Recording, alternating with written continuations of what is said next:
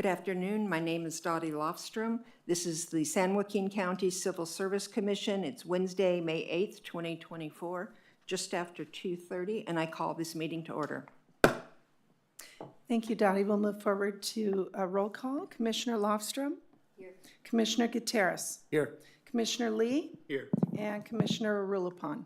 Here. Thank you. We'll move on to the approval of the minutes. I assume you've all read them. Does anyone have any comments or edits or suggestions? No, I'm good. If not, then I will entertain a motion to approve. Motion to approve minutes. I can second. All those in favor say aye. Aye. Aye. I abstain Okay. because I wasn't there. Yes. Right, so the- And we will move on to the next item, which is accepting the report of disciplinary action.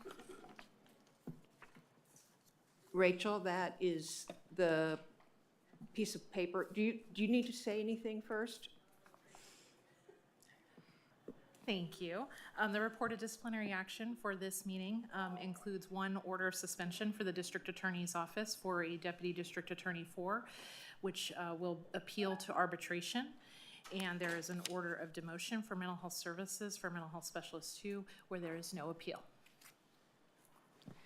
Thank you. Do we have any questions or comments? If not, I'll entertain a motion to accept the report of disciplinary action.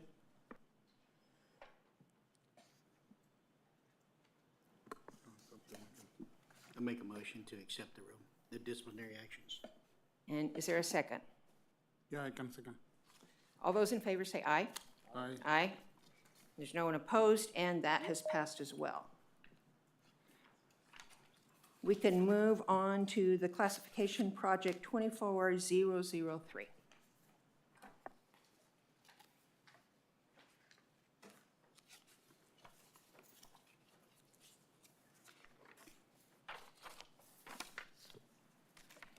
Good afternoon, everyone.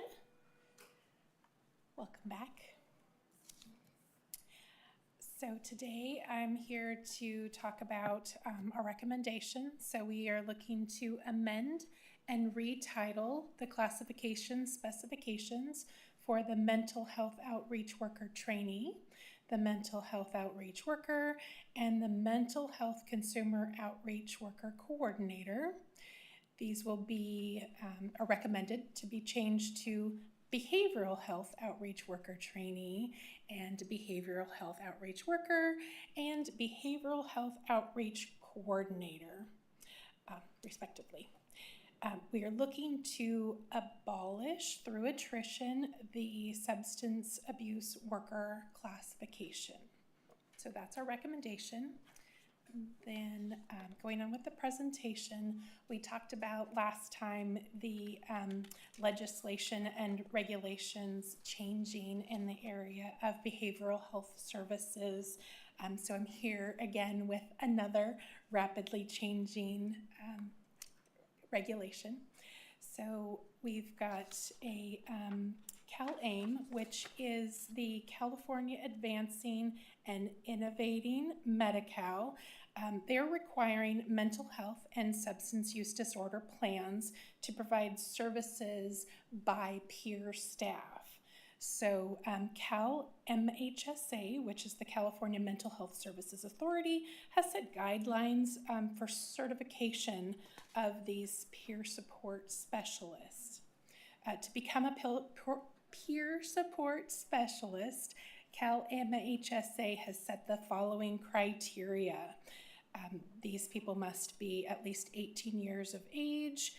They must be a consumer of either mental health or behavioral health services, of which this could be also a family member. So this could be a parent, a caregiver, child of somebody who was also a consumer, who had a family member that was a consumer of these services. They also need to be willing to share their experience. They also have to have a strong dedication to the recovery process, and then they need to pass a state exam. So there's a training that goes along with that. They will pass the state exam to become this peer support specialist. The benefit for this is twofold. So those with lived experience have a career path to a very rewarding career, and then they would be able to help others along that same journey. And also the county will benefit because they'll be able to bill Medi-Cal for these services. So there's a twofold benefit there. In the review of the classification series, we were able to change the references to be more inclusive in the verbiage that's used today. The term behavioral health encompasses both mental health and the substance use disorder consumers. So this is the reason for the majority of changes that you'll see there. So lots of red strikes, but it's a lot of updating that verbiage in there. So let's see. Oh, the substance use worker, their duties were also combined in and kind of blended in with this newly named behavioral health outreach worker. So our goal is to then bring in all of as they qualify, all of the substance use workers, and they would then qualify to be a behavioral health outreach worker at the various times that they qualify. So any new candidates would then begin at the trainee level. So we do have that entry level, trainee level. They don't have to be certified as a peer specialist, but then they can be once they come up to the behavioral health outreach worker. And then a little bit higher than that, there's also a supervisory certification that would then be required of the behavioral health outreach coordinator. So that would need to be that is listed as a special requirement and is a qualification that would need to be obtained prior to obtaining that role. So overall, the changes are relatively minor because a lot of those inclusive language that we added there, and but the series as a whole will benefit from all these changes, and then the financial aspect of offsetting with the Medi-Cal billing will benefit all. So that's the end of it. If anybody has any questions. So I have a quick question. First of all, thank you for your summary. When I was reading through this, it wasn't really clear. It's not the fault of the wording. It's just something I'm not used to. But now that you've explained it, I'm realizing, so this is someone who can come in with no education, but the experience of having lived or gone through and then go through this whole series. Right. As a trainee, there's no real qualifications except for the lived experience. Okay. And then I think that's very, very nice for the reasons you outlined. And then the other question, I heard you say they have to be 18, and I don't recall seeing that in there. That is a requirement for becoming the peer support specialist. So that's a MHSA qualification, not a minimum qualification for the job duties. Okay. Did you hear her? Okay. The peer support specialist needs to be 18. Oh, neat. Yeah, Yeah. that's the MHSA. Cal MHSA has that requirement for them to begin the application. Okay. Okay. So that's my only question. Do any of the other commissioners, do you want to ask anything? In here, you talked about having an experience of it. Is there any time frame on the amount of time frame required of sobriety or completed treatment before they can enter that program, and will that be established?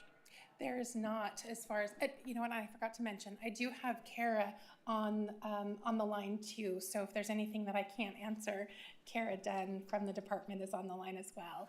But Cal MHSA does not have any time limit as far as the sobriety, but they would be able to, you would need to pass a drug screen test for the county. So obviously that would be a requirement. And they would need to be able to have be able to talk about their experience. So a lot of times that puts them up a level where they need to be past a certain amount of time. But there's really no time frame to that. I mean, who's to say that somebody's not in a good place at 6 weeks where it takes somebody else a couple of years? So there was no time frame set on that.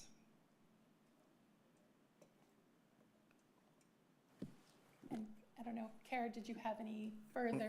I have some questions. Oh, sure. Yeah. When you talk about lived experience, you're talking about someone that's gone through illness, perhaps, mental illness, and then is recovered, or someone that's been abusing drugs and so forth. It could be either one. So a lived experience, and they self-identify as having that lived experience, and it could be the person themselves that had that experience. It could be a parent, it could be a child, it could be a caregiver, it could be anyone that has experience with being a consumer of those services, either substance abuse, mental health, which is why we did the all-inclusive language of behavioral health. And there's whatsoever no educational requirement. There's not.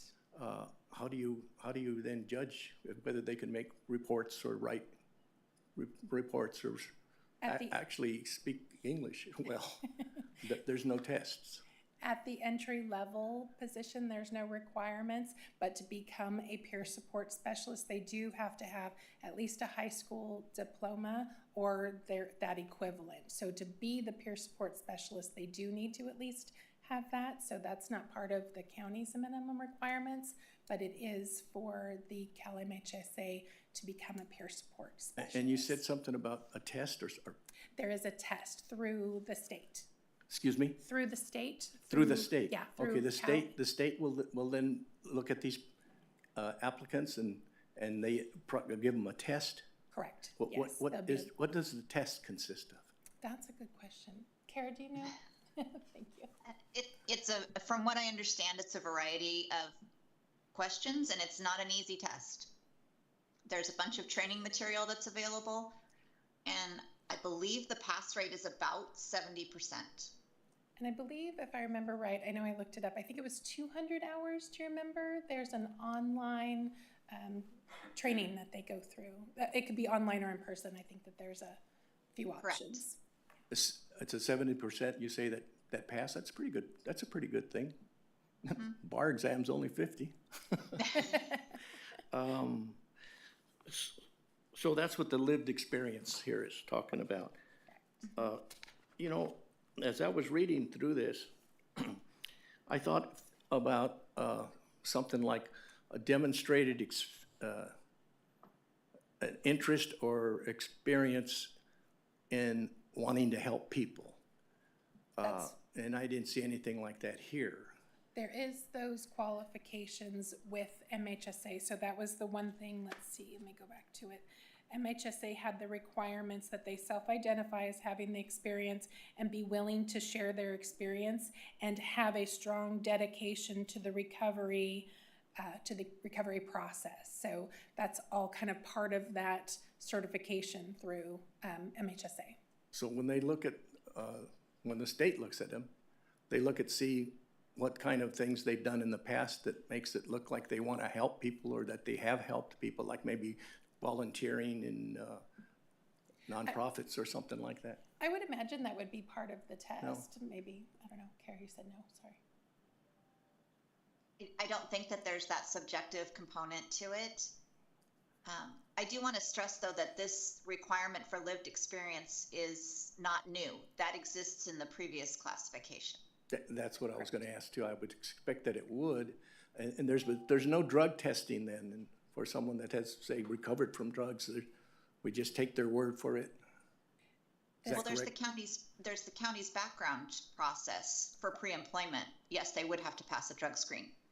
Oh, they would. Yeah. Mm-hmm. And the trainee is that a probation position? Well, it's an entry-level position. It's an entry level. Mm-hmm. They're all They're all probationary. probationary, correct? Okay. And the big change in here, of course, is instead of the word mental being used to start it off with, it's behavioral. Correct. Is that in order to get more, a broader base of That will, applicants? In some respects, yes, it's really to pull together the integrated system of care. Because we're moving from having two separate systems, one for substance abuse and one for mental health, to one large integrated system of care. And are these trainees gonna go out into the community and, say, go and visit the homeless and try to see if they could get them interested in getting services? Is that, I'm just thinking that might be, is that correct? In certain programs, yes, that is one of the job duties that they would have, would be outreach and engagement. But maybe not just with the first ones that are just the trainees, it's one that move above that, is that? Certainly, I can't imagine that we would send trainees out on their own. Okay. They would be with more experienced workers.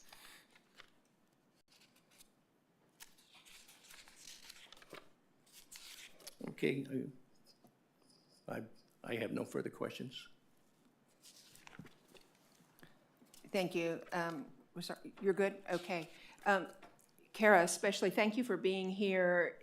I thought this one was just so different to me, and I was unaware of this entirely, so I really struggled with figuring it out, and you really helped us understand what it is, so your time was well spent. Thank you. we have one more question. Glad I could help. One more question. Oh, you did have another question? Okay, we have one more. I do have, and I apologize for beating a dead horse, if you will, but my concern is you're saying that the process of entering into this entry level is your 200 hours of training. And don't take me wrong, the idea of having someone experienced to work in this, I think is phenomenal, and to offer them an opportunity to come up. My concern is what you're saying is there's 200 hours of training on the video, right? And meeting the state requirements. And meeting that, well, that means that technically out of a program that they graduate from, if it be sobriety or whatever it is, that 200 hours from when they get out or they complete this program, they could be into a position. Now, wouldn't really bother me except over here on typical duties, number 4.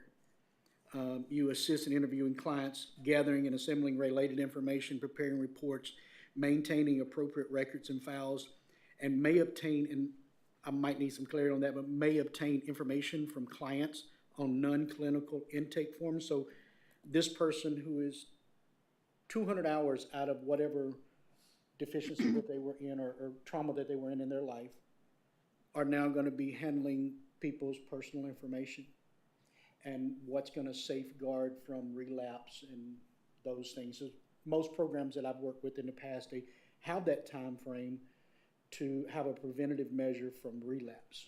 And I'm just wondering, is that a self-pace that you guys are thinking about? Are you And looking Karen, at the? can I? Yeah, I was just going to address it? say, I could see you shaking your head. I just and- want to make, sorry, go ahead. Okay, so Kara, if you would take over this, yeah. Okay, so just to clarify, the 200 hours is the training that is required for anyone in these classifications to receive the peer certification. That is optional. Anyone can become a mental health, or excuse me, a behavioral health outreach worker trainee, and those people are subject, obviously, to the county's hiring process. And we rely on our professional clinicians who are doing that hiring to weed out individuals who might not quite be ready to take on that kind of job.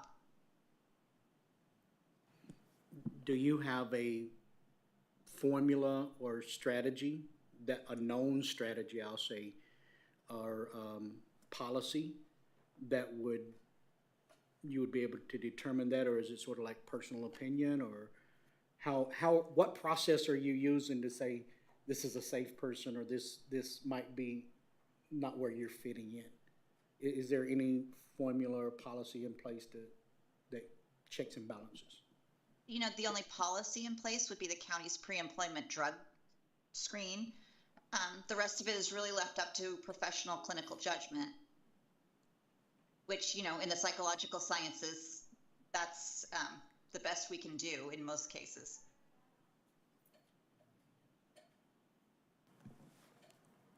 Thank you, and I had highlighted, and I kept going back to, that there's a state reform requiring mental health plans to have a certified peer specialist on staff. So this is not a professional position. At first, it was confusing to me. It is, in fact, a path for people who formerly had these sort of issues to move forward and get a good position with the county, but then also the people that they're talking to have someone who's been there.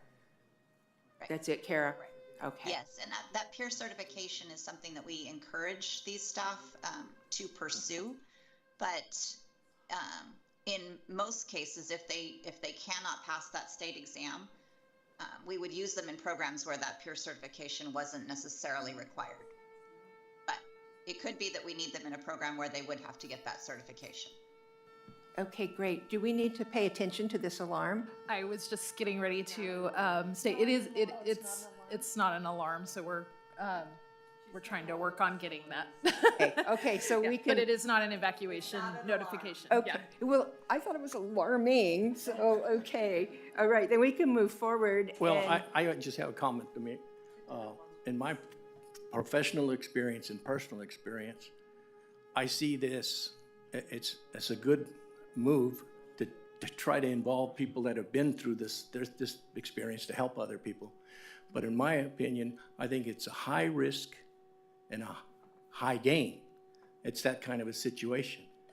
So it requires very close supervision and monitoring, I think, to be successful, to get rid of the high risk, because it is a risk.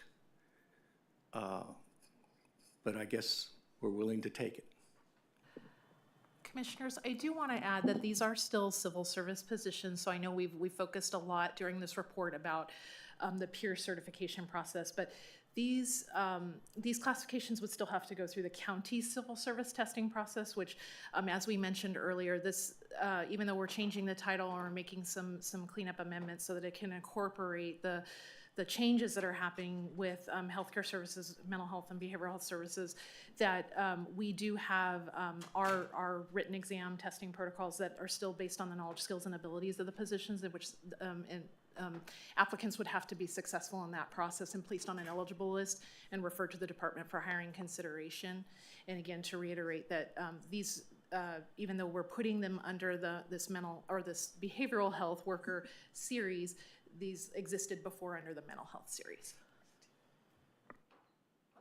Thank you. I think that was a helpful clarification. Last call for any more questions before we move forward with a motion. Okay, do I hear a motion to accept classification project 24-003, healthcare services, behavioral health services? Yeah, I will, recognizing that I say it's a high-risk, high-gain situation, I would recommend that we approve the recommendation. And is there a second? I'll second. Okay, so it's been moved and seconded. All those in favor say aye. Aye. Opposed, no. And the motion pass.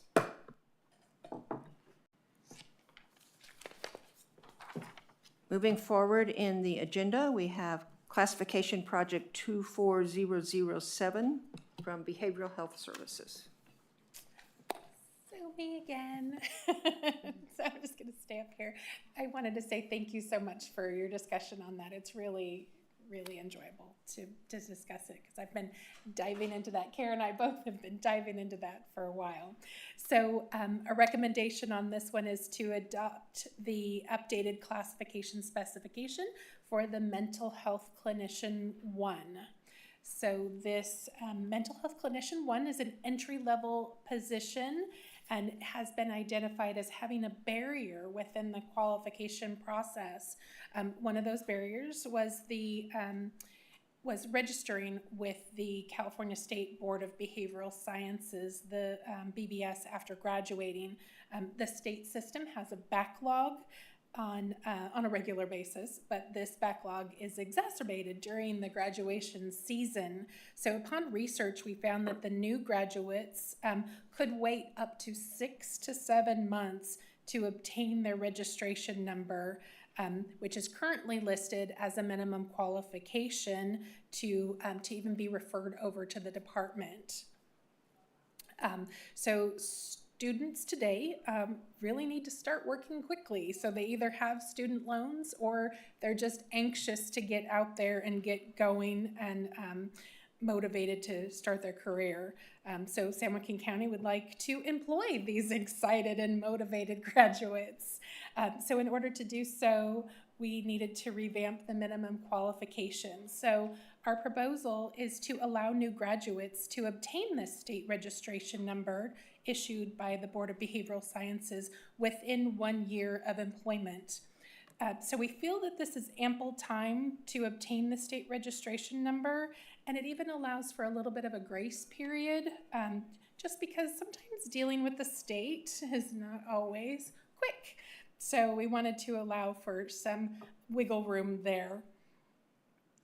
We're confident that most are going to obtain this registration within the first few months of employment.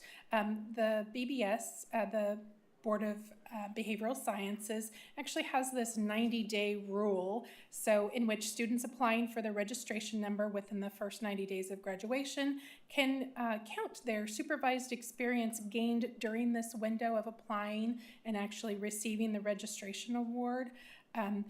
Those hours then would qualify towards their becoming fully certified. So this motivation, I believe, is going to get that registration quickly for the students. This change, if this change is approved, it should help draw in students to county employment versus the private industry, which we think is what's happening to these new graduates. They're not able to qualify for our positions, so they're going to private industry. Some do end up coming to us after that, but they've already been snagged by somebody else. So the other good aspect that the county has with regard to this is that we have the public service loan forgiveness program, in which employees, if they're public employees and they've made 120 payments towards their direct student loans, they can get the rest of their loan forgiven. So we want to grab those students from the get-go and keep them. So I think with making these changes, it's going to achieve that, because obviously that's our goal: get them early and keep them in here. So with that, I also have Kara on the line to help explain any questions that you may have with that. So this public loan service agreement, that is not included as No, our it's package, you're just letting us know? Just an FYI. Yeah, sorry. Well, Yes, that's a great deal. it's a great deal. Yeah, okay. I myself have no questions. How many mental health clinicians do we have employed in the county? I don't know that information. I'm so sorry. There's a lot, because they're not. Not enough. Yeah. Yeah. I mean, Is it I think You we say a have lot. around 135 positions. and then 135 positions? there's also some at correctional health as well. So when I did look it up, I swear I just don't have that data right here. Are most of them over there with the mental health? Yes. Yes. Yes. They work over there. Correct. So these are very highly skilled, trained anyway, and they have to come, they're either a master's or a doctorate degree, is that correct? Correct. Masters, yes. Master's degree, and it's all universities, no matter from where, and some are private, some are public. And so they're being snatched up by the private industry before we can get them because they don't require them to have this registration number. Correct, And why is the state so far back in, because it's the in state. getting them a number? It's just to get them a number, right? Or do they have to go to the So- state and be, do they have to be interviewed and are they, no? It's just they make an application, send their money in and wait to get a registration number. Proof of their schooling, their transcripts, Oh, they send in their transcripts. which sometimes there's a delay there as well with the universities releasing those transcripts. So that can be an additional delay. Yeah, there's several requirements too. There's the California state requirements and there's out-of-state requirements. And a lot of the California states, I think Kara told me that a lot of the California state programs have already sent their curriculum to the state, so they know that they're qualified. So those oftentimes go through a little faster, but there are those that are maybe out of state that have to get their curriculum approved and those kind of things that have that delay. So there's quite a bit to it. There's some fingerprinting and there's quite a bit of stuff that goes along with this application Is this a process. problem with all the counties in the state of California that are looking for these clinicians? Is that correct? Yes. Why don't we get a hold of our state politicians and get them over there to say, hey, let's get this done, let's do something. Anyway, it's not your problem. Well, they did enact that 90-day rule. I think that's brand new. I think it was 2020, if I remember right, that their hours can count in those, if they apply in those first 90 days. So they're doing things to, get things going, at least make their hours count. Staffing levels too at BBS. Yes. So my next comment is really neither here nor there, but I'm just curious, do you have a strategy for advertising that this change is being made? That would be yes. We haven't thought that far ahead yet, and hopefully with your blessing on this, we'll move forward with that next hurdle. True, we haven't voted yet. So with that, I'll entertain a motion unless, Mr. Gutierrez, do you have one more question? I can't tell. Oh, yeah, I was just wondering how you say we need a lot more. How many more do you think we need? I was just interested in We knowing. just need to fill the positions that we have. And how many do we have? I just glanced in our mental health services budget unit. It looks like we have around 150. We got 150 empty? Not all no. empty. No. Total. We thought, were you asking for the vacancy Yes. rate? How many positions do we have that are vacant? Stand by. Looks like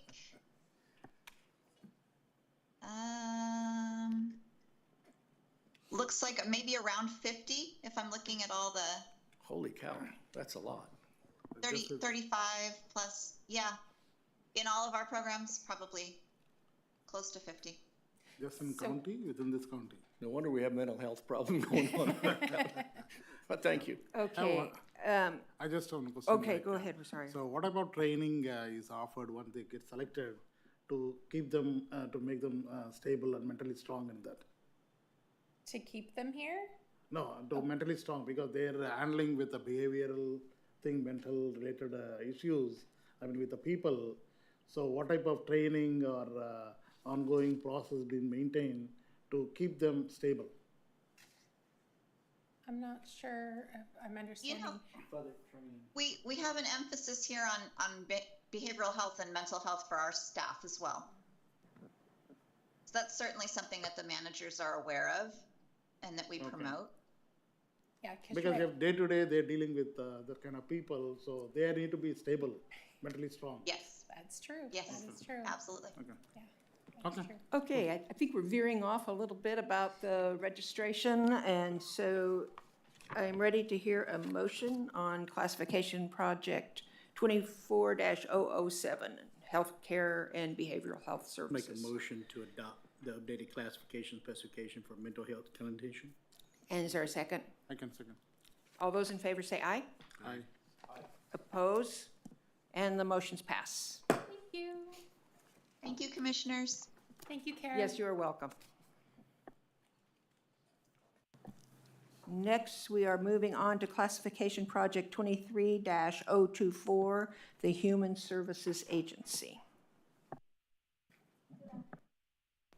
Good afternoon, Commissioners. Molly Boonslot for presenting classification project 23024 for the Human Service Agency.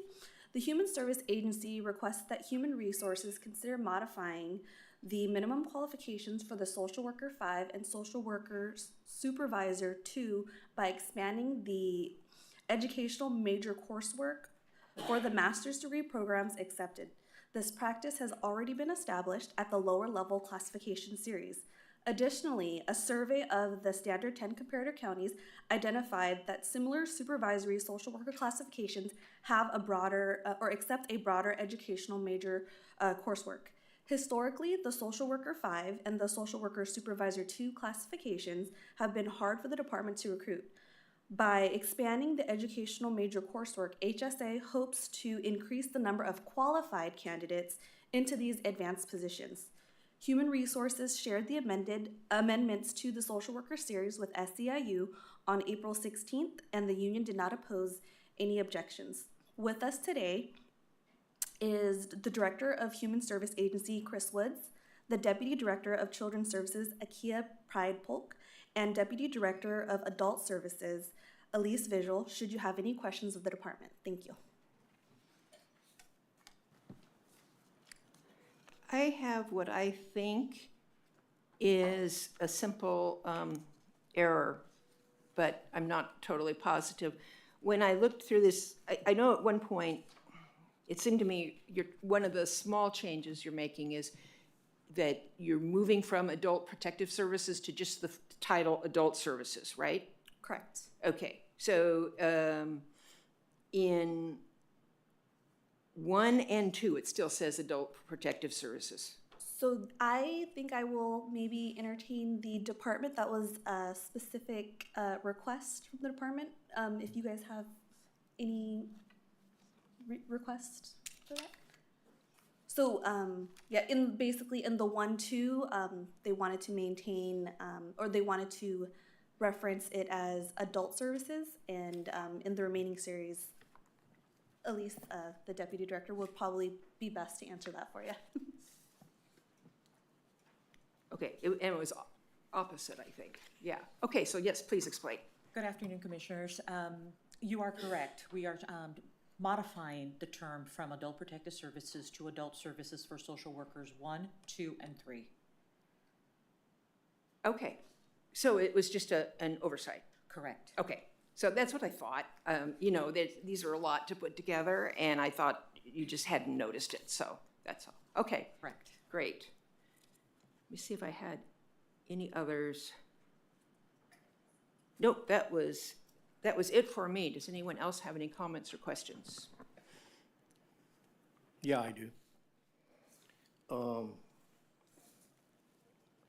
I'm interested in the social worker 1 position. I think when we look at the minimum qualifications and education, 4-year college or university, and then it's preferably with a major in social work, behavioral science, psychology, sociology, counseling, or closely related social human service field. Now, this is the entry level of the social work positions, correct? Correct. I would like to see the 4-year college include people that graduate from the humanities, even English, literature, history, those kinds of things. The people that come out, they have a BA in that, or and many of them have had experiences in helping other people, volunteering, and they would end up making very good social workers. And of course, as an entry level, I think it would be great to expand it so that people can see that I have an English degree, or I have a history degree, or even physical sciences, but they want to get into social work. They want to help people. And they have an experience, they've demonstrated an experience in volunteering, food banks maybe, visiting older people at senior centers. So it shows that they would make good social workers too, if they could learn these things. And you'd be trained, if you come in at first level, you know, you get to the second level, you're going to be being trained a lot in the skills and methods and techniques of social work. I think you got your point across, right? I think you got your point across, and she can answer. Do you have more to say? Oh, I just thought you had made the Oh, point. I was just going to say, when my wife and I came back from the Peace Corps, we applied it. It used to be called in my days, it was the welfare department. That's what's become like the human services department. And because she was a Peace Corps volunteer, they made an exception and allowed her to apply, and she did apply for social work. So that's what I'm just saying, is I think we could open it up and get maybe a wider scope of applicants for. So to answer your question, Human Resources currently does provide us with other applications, including those who have a bachelor degree. Could you speak into your mic a little louder? Can you hear me now? Yeah.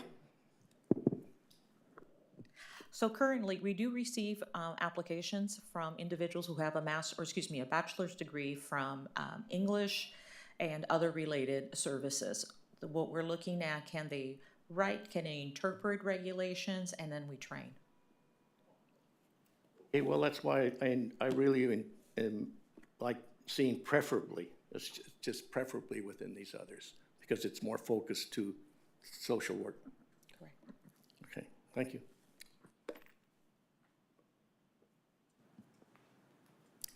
Are there any other comments? Okay, in that case, I'll entertain a motion to accept classification project 23024. And Commissioners, before a vote is made, I just want, for the record, to say that the vote, I'm assuming, would include the correction that was made during the meeting of taking protective. Oh, sure, out of- as okay. corrected, Okay, sure, as as edited, maybe, yes. Thank you for that. So, classification project 23024 as amended. I'll make a motion to accept the classification 23/024 as recommended. Okay. And a second? Yeah, second. All right, it's been moved and seconded. All those in favor say aye. Aye. No opposed, and it's been passed.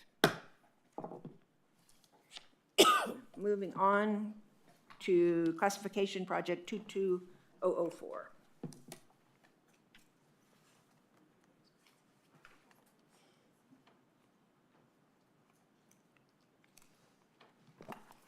Good afternoon, Chair Lofstrom, Commissioners, Amy Brimmer, Human Resources. This is another Human Services Agency project pertaining to the Children's Services Division Case Review Unit. This was an incumbent study. HSA is hardworking diligently to provide quality, effective social services to the community, including those related to the welfare of children. There are approximately 200 social workers assigned to HSA's Children's Services. Approximately 8 years ago, the state of California worked with pilot counties, including San Joaquin, to implement a statewide case review program to which 3 social workers and 1 supervisor are currently assigned.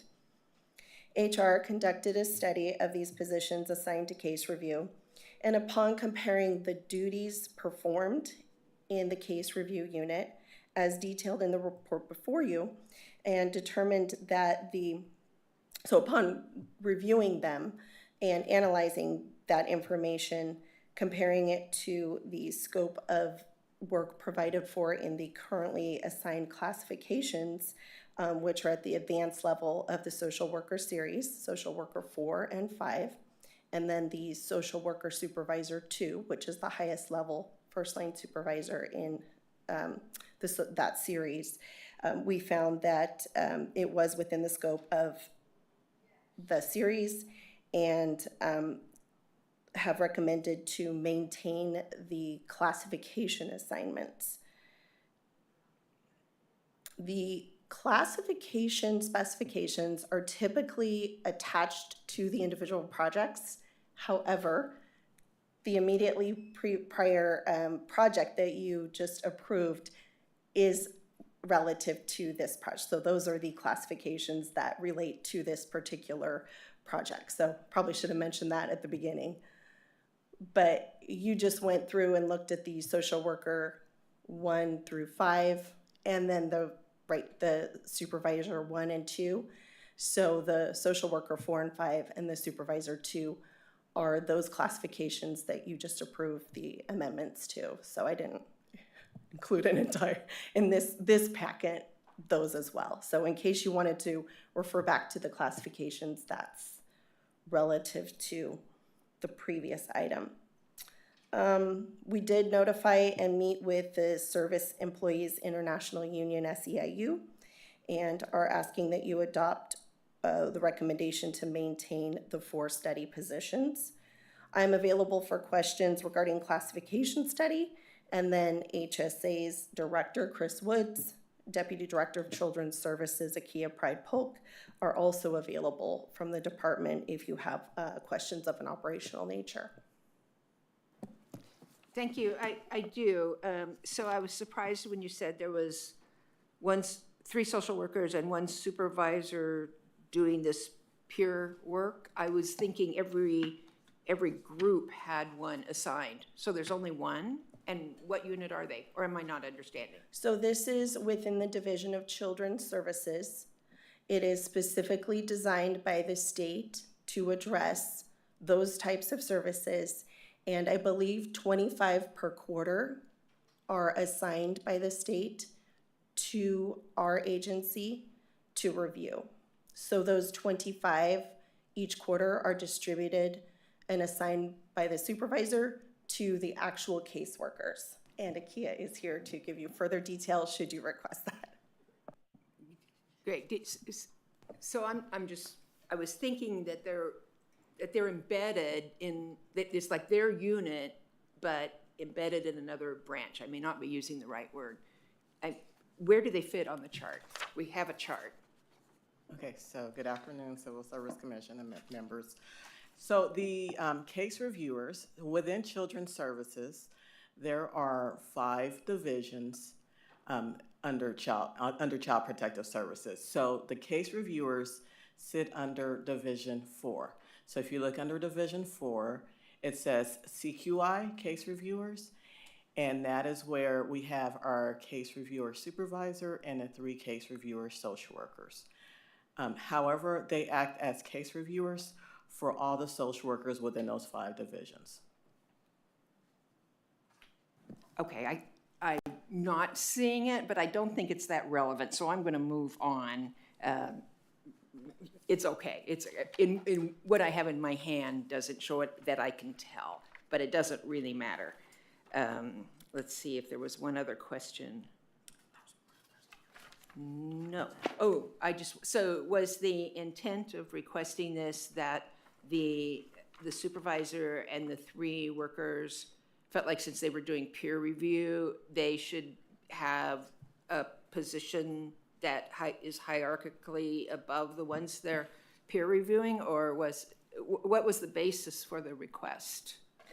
The initial basis for the request was that the case reviewers wanted to have a reclassification study to determine whether or not they were doing duties as a social worker or if the duties were above what our regular social worker responsibilities are.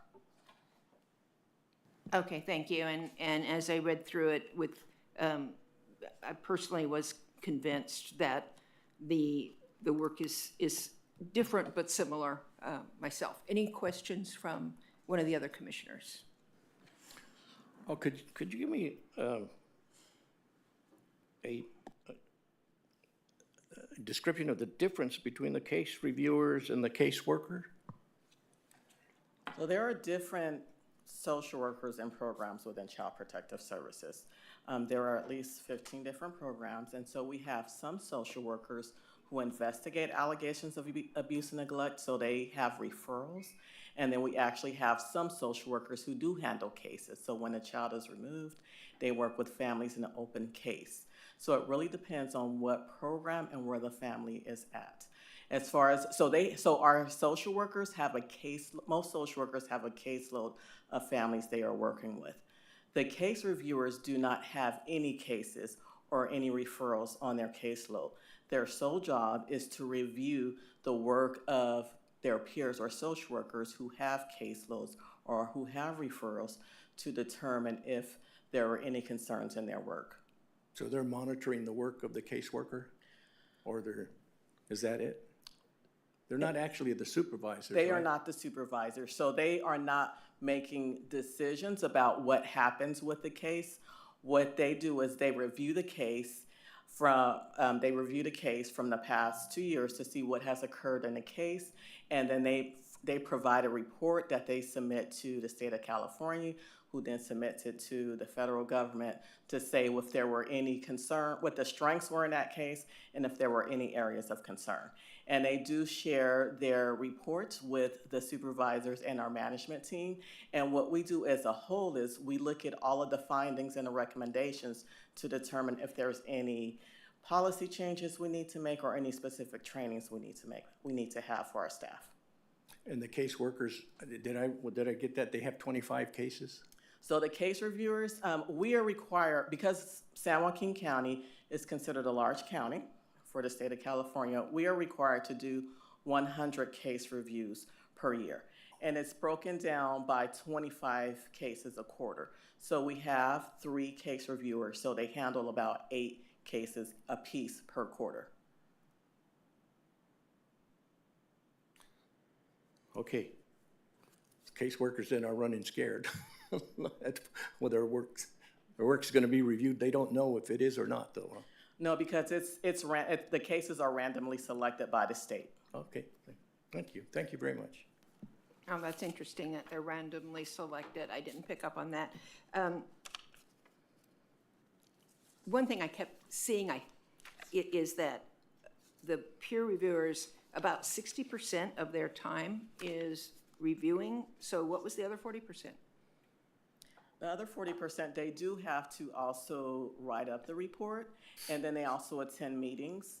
And there are some times where, because every county is every 5 years required to do what's known as a county self-assessment or system improvement plan review, where they have what's known as a peer review.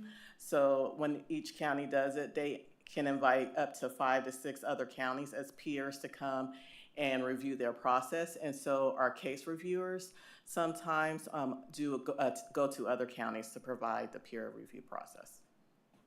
Okay, that's very interesting too.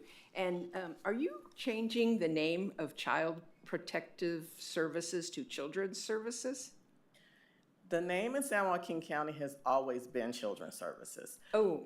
Everyone knows us as CPS or Child Protective Services. That's what the community knows us as. Each county, their department is something different. Some counties, their department is Department of Children and Family Services. Some are Family Services. But for San Joaquin County, our department has always been Children's Services, but it does encompass Child Protective Services and Mary Graham Children's Shelter.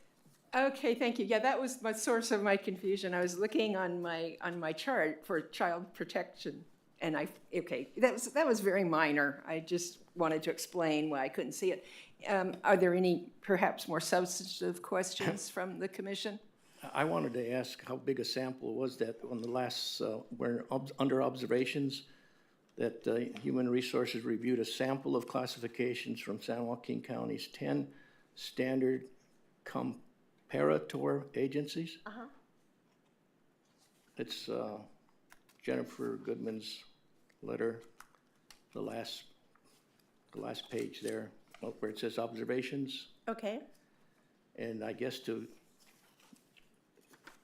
back up the findings, I think was Human Resources reviewed a sample of classifications from San Joaquin County's 10 standard agencies, and those were from other counties that participated in the state's pilot program. I just was wondering how big a sample that was. It says the majority of these counties use their equivalent of.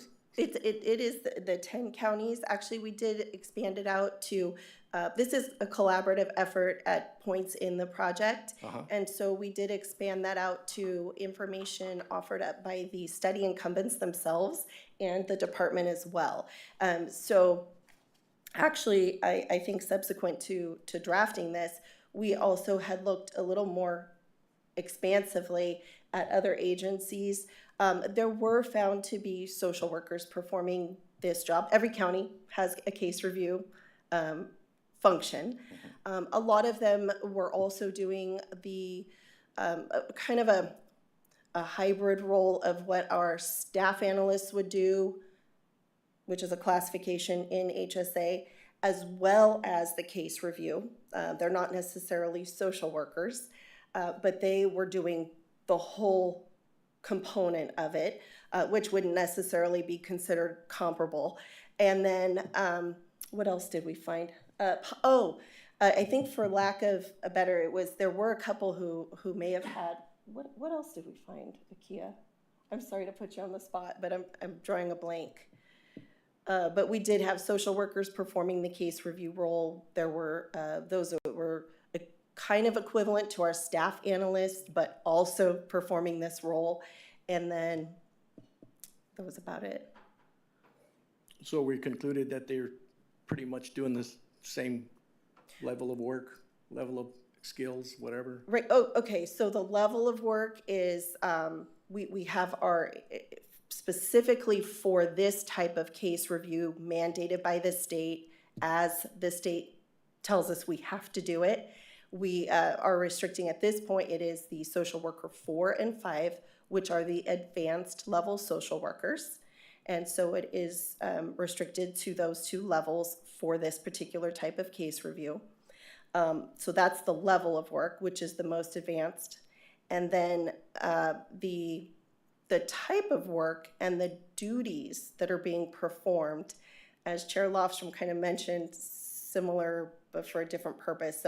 So lining up what type of duties they're performing and the preponderance of how much time they're spending on those duties and how critical they are to performing their job lined up with the existing classification assignments.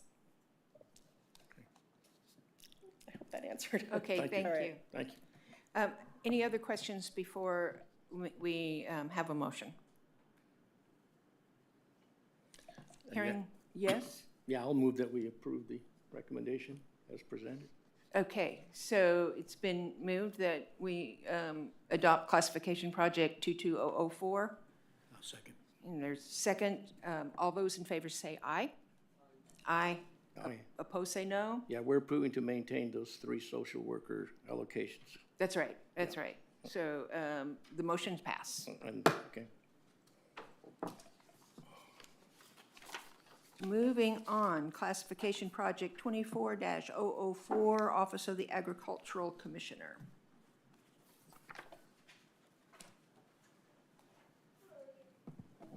Hello again, Molly Boonslot presenting classification study 24004 for the Office of Agricultural Commissioner's Office. The Agriculture Commissioner requests that Human Resources to consider amending the minimum qualifications for the Agricultural Biologist Standards Inspector Series to specify the number of related licenses required at each level and to reduce the number of years required to advance to the next level. Agricultural biologist inspectors enforce various provisions mandated by the California Department of Food and Agriculture to protect and support the agricultural industry. Incumbents in this class are expected to be licensed and proficient in the full range of agricultural and weights and measures inspections and enforcement programs. The Agricultural Division enforces pesticide laws, regulations, certifies agricultural products for export, works to detect and prevent entry and spread of insects, weeds, and plant disease harmful to the agriculture and certifies agricultural product quality. The Weights and Measures Division is responsible for testing and certifying, weighing, and measuring devices to protect consumers and businesses by promoting a fair and equitable marketplace. It also conducts quality control inspections such as price verification for point of sales transactions and bulk items. A survey of our 10 comparator counties found that many have similar licensing structure. In this industry, licenses are the foundation of being able to carry out the full scope of work of an agricultural biologist standards inspector. Additionally, I'd like to point out for the Agricultural Inspector 1, in the red line draft on page 3, there is an additional amendment to the minimum qualifications. So on page 3 of the red line version, and this is for the level 1, the entry level. Under the special requirement, the phrase "or measurement verification" has been being removed, and we've provided you with an updated copy of that at today's meeting. Human Resources shared these amendments and of the Agricultural Biologist Standard Inspector Series with SEIU on April 26th, and the union did not pose any objections. Agricultural Commissioner Kamal Bagari is available and participating remotely should you have any questions. Okay, I know I need to take a minute to go find the updated version.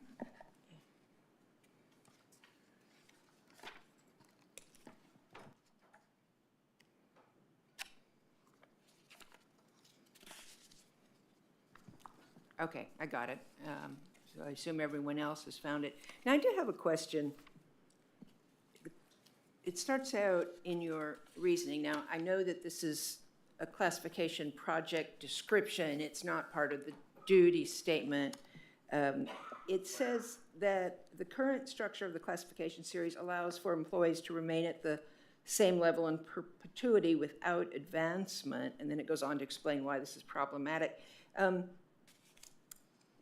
So if this change goes through, if you have someone who's just not interested in advancement, can they remain perpetually at the first level? Well, that's a misuse of the word in perpetuity, because, that's forever. And Well, yeah, I mean, that's correct, but so are you Ms. Bagri? Am I correct, or who are you? Yes, Kamal Bagri, the Agriculture Commissioner and Sealer. And so I saw you nodding, and would someone be able to just stay in their position they're comfortable with? That is true. And the issue we've been seeing is that we won't be able to utilize that position to the full capacity. Okay, thank you.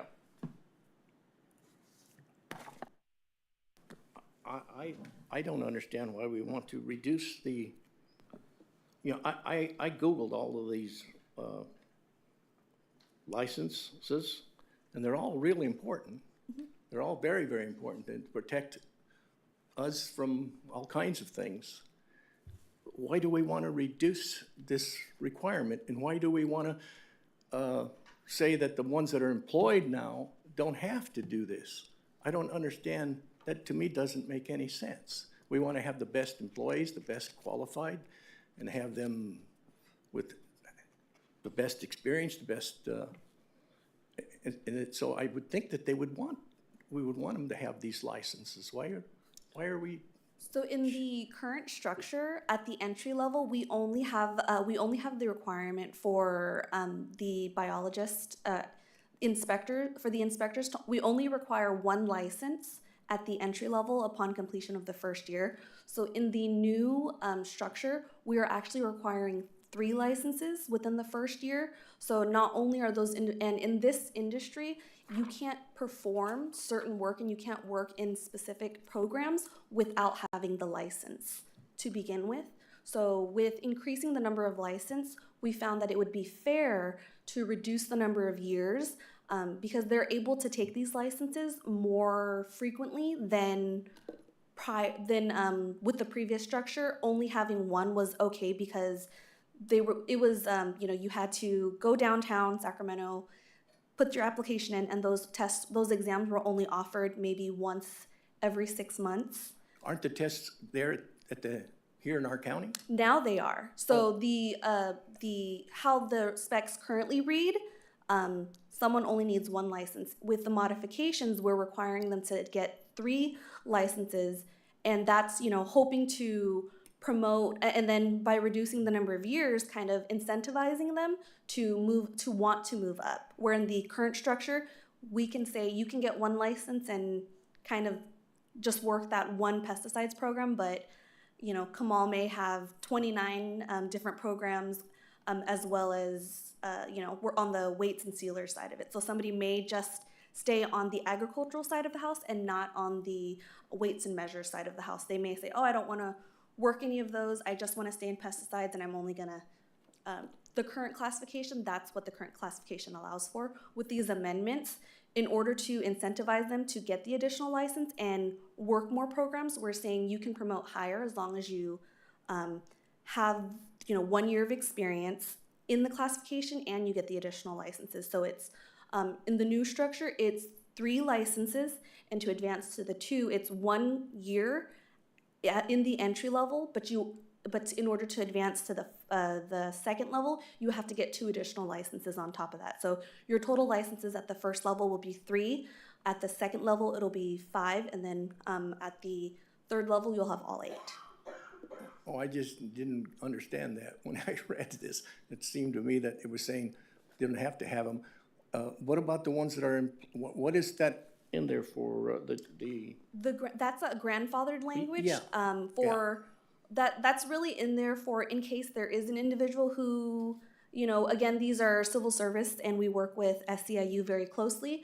That is one of the things that they take into account is if an employee wants to remain at the entry level and only work with one program, then they may say, we don't agree to these. So that's all it's covering. Correct. Is really the entry level, okay. Correct. The entry level person that just had 1 license and now if we're requiring them to have 3. Mm-hmm. Correct. And if they don't want to have the 3, then they won't have to because they're being grandfathered in. Is that correct?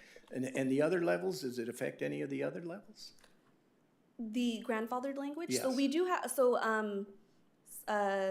have, we did apply the grandfathered language in. We did run a report to see the number of individuals at each level. So we included that in there in case the individuals at those levels say, I don't want to go up to a 3 and I don't want to have all 8 licenses. I'm comfortable with where I'm at. But I believe at the level 3, we do already require all 8 licenses. Okay, well, that's. In the current structure. Yeah. All right. I was really concerned about that. I was thinking, I was reading it differently. Oh, Kamal would not have let me make it this far. Should that be the case? Yeah, increasing the requirements so we can utilize the staff effectively.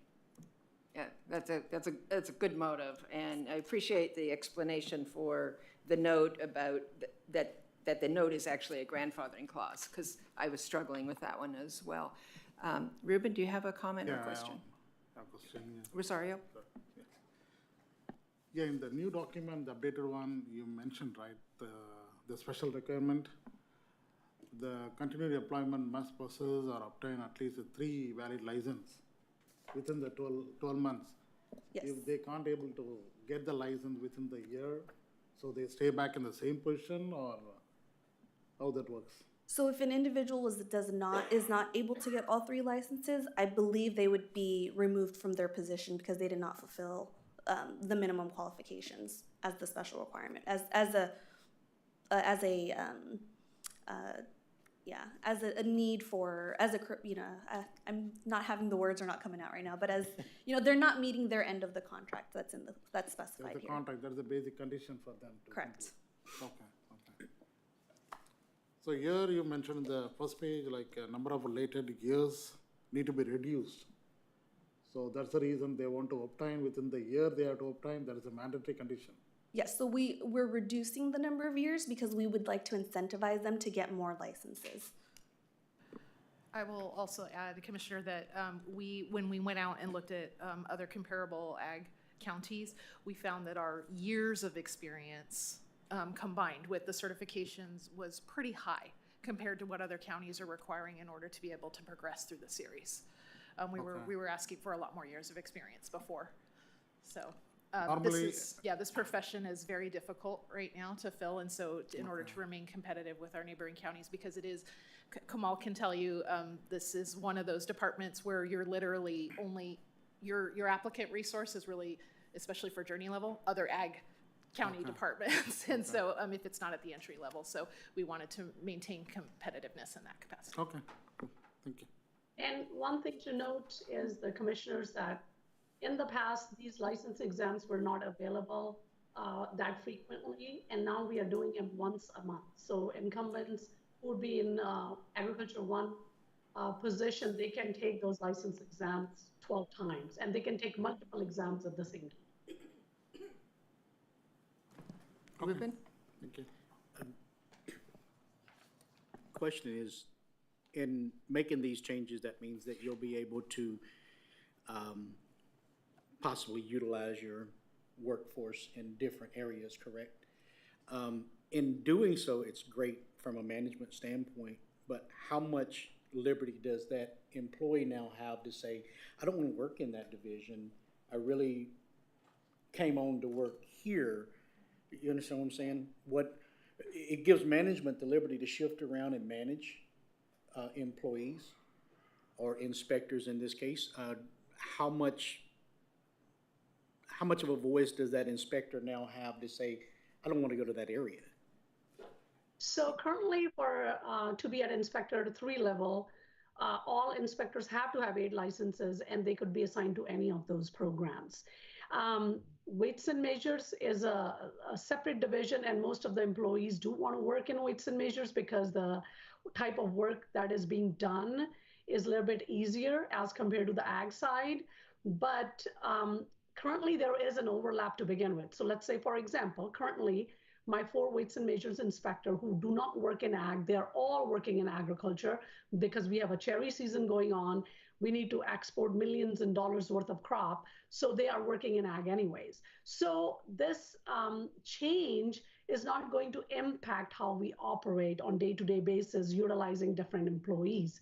It's just trying to make sure that employees who come at level 1 are willing to move up and take more licensing exams, and giving those who are trying to get their licenses within the first year easy, so it makes it easy for them to move up. So that's the whole thing. That's a big change here because I do have certain individuals who have been in the department for 5 or 6 years, and they haven't passed the first license, so they cannot work in the pesticide use enforcement program, right? So we cannot utilize that position to the full capability. When we make the changes for the inspectors to work even within the agriculture in different programs, it's always in consultation with their deputies, in consultation with the staff. And believe me, if you will talk to those inspectors, they do want to work in different programs, because in order to move up to a deputy position or agriculture biologist 4 position, they have to have experience in different programs. I can understand, and I would agree with you in that. My concern is the 1. Yes. And the liability that the county would hold in management being able to determine the professional or career trajectory of an employee.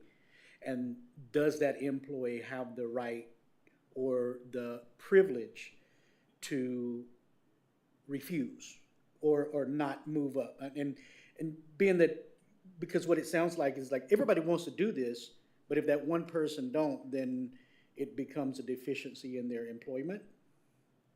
And that's just that one liability the county could have that would create a rock in the shoe. So I cannot put any inspector in a program which they don't hold license for.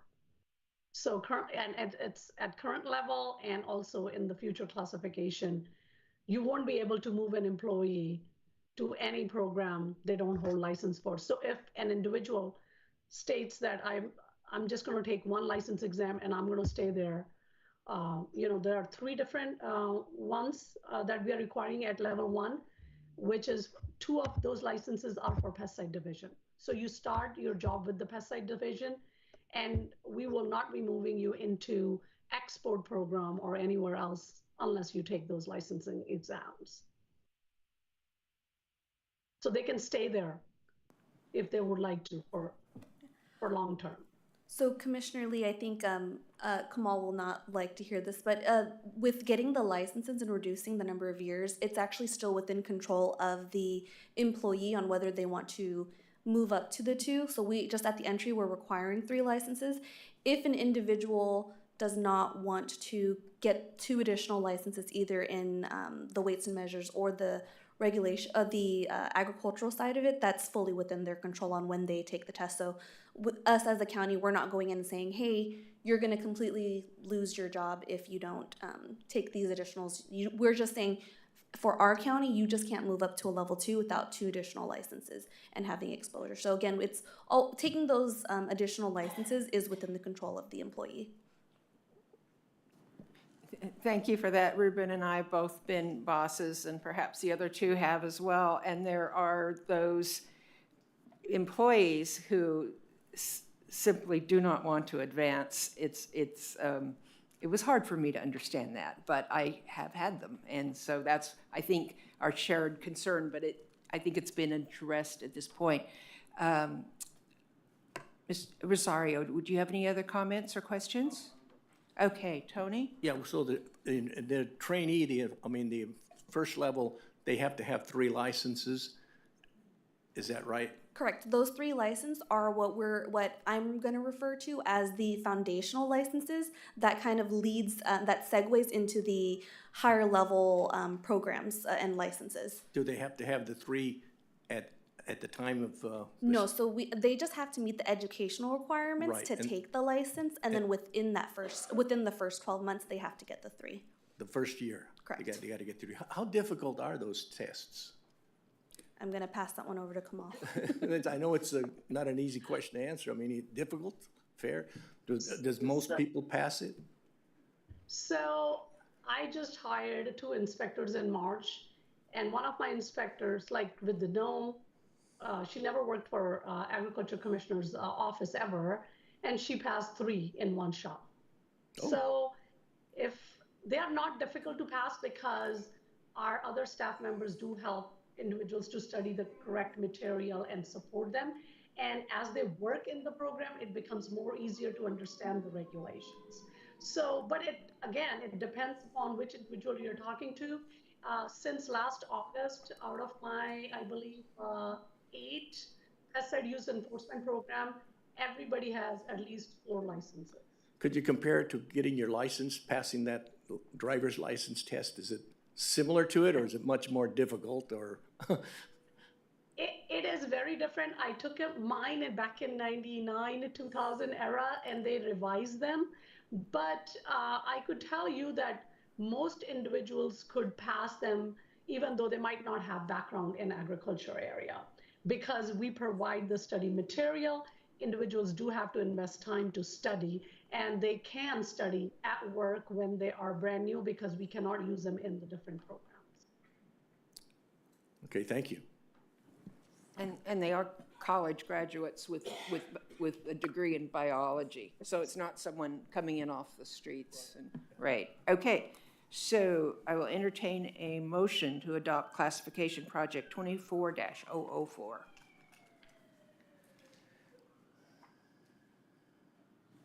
I'll make a motion to accept classification project 24-004. Thank you. A second? I can second. Okay, all those in favor say aye. Aye. Opposed say no. And the motion passes. Thank you so much. Thank you for coming. We had a lot of questions and it really helps. Thank you. Moving on to, I got mixed up for a minute, to the classification project 23-034. Amy Brimmer again, Human Resources.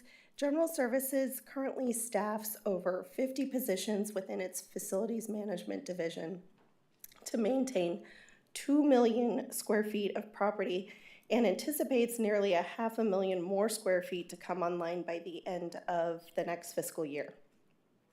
Along with maintenance functions, Facilities Management is expanding and centralizing their role of services and programs in areas such as security and solar energy.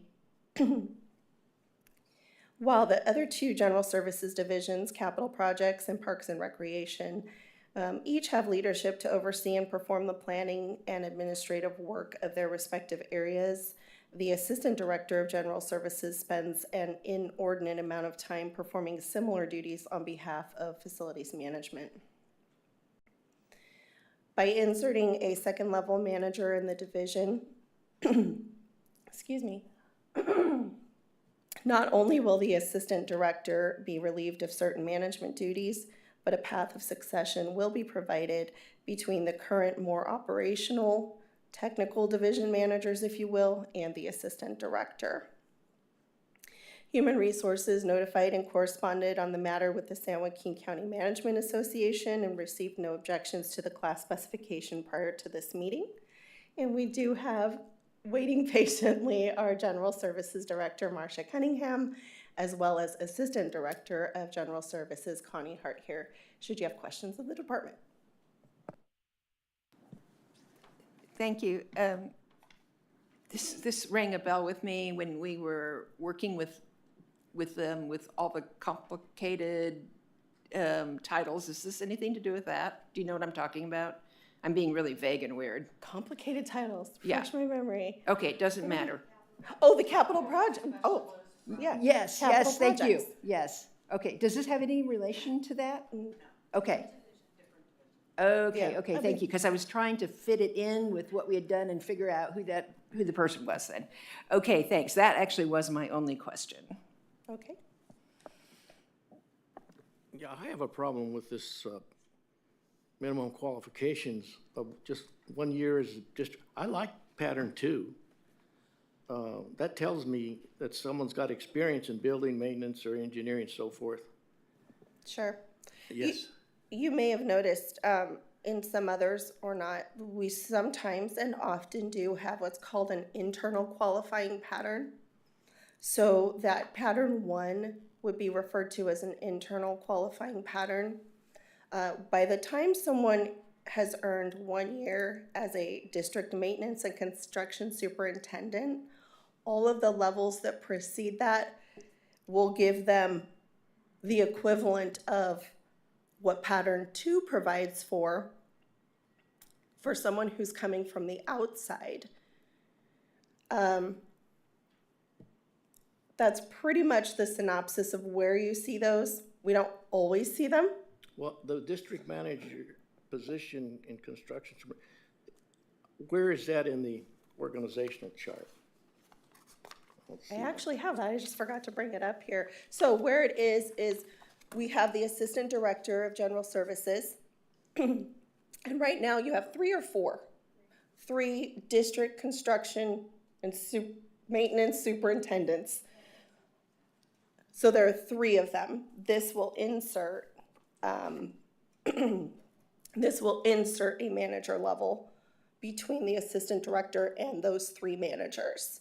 And then they have many direct reports, respectively, within their more geographic facilities areas management, it seems, yeah. So at the present time, you say we have 3 of these district maintenance and construction superintendents? We do. I have the org charts for each of you if you'd like to see that. And while you're passing that out, so the current 3 district maintenance construction superintendents, they right now report to the Assistant General Services Director, who's being overwhelmed with administrative duties. And so putting in a new position that these superintendents would report to allows the assistant director to have more of a managerial role. Correct. Okay, thank you.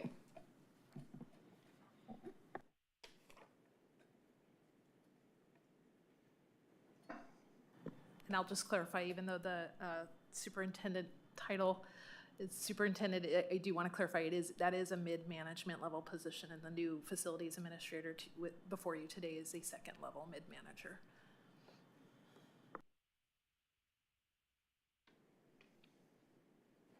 Yeah, that's an important point. By the time you get to that position, you've had a lot of experience and you've already been promoted to mid-manager. Okay, thank you.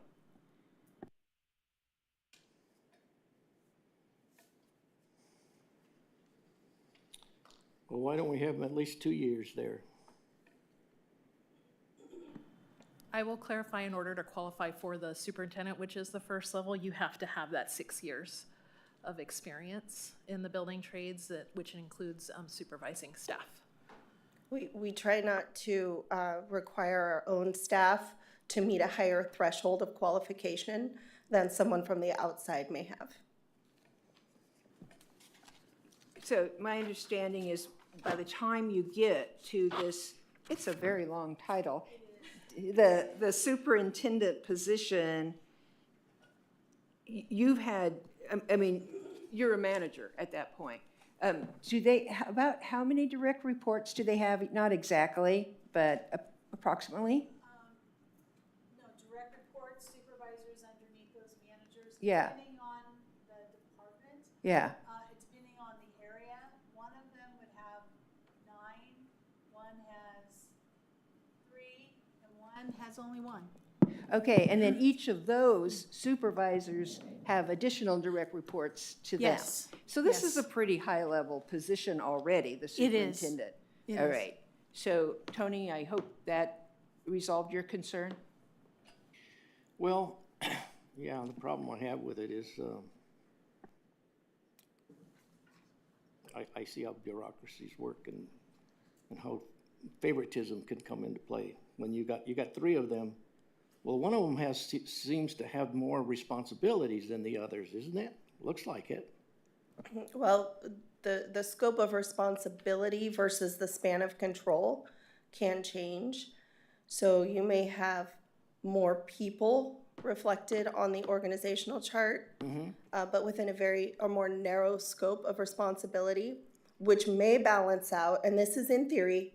Of course, if you wanted specifics, the department can speak to that, but then it may balance out a peer who is at that same level in that classification, but may have a more broad and complex level type of responsibility, but possibly less And that might be reports. That might be a.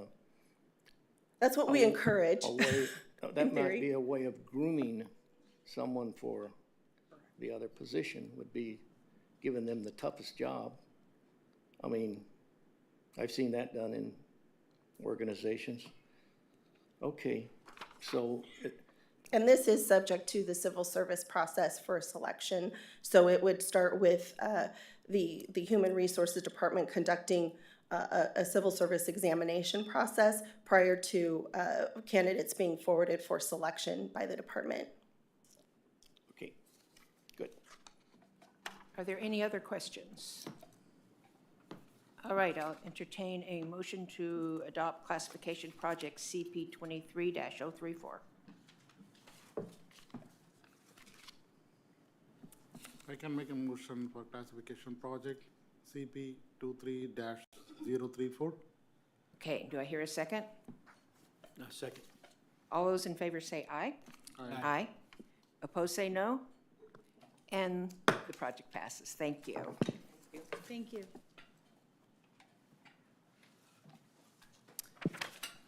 Moving on to public comment, we do not have any unless there's someone here that would like to address the commission. And I don't think so. Thank you. Okay, thank you. In that case, all our business is concluded, and let's see, the next time we meet will be June 12th. Does everyone think they'll be here? Looks, No. oh, you've got an issue? Okay, so you're going to be absent June 12th?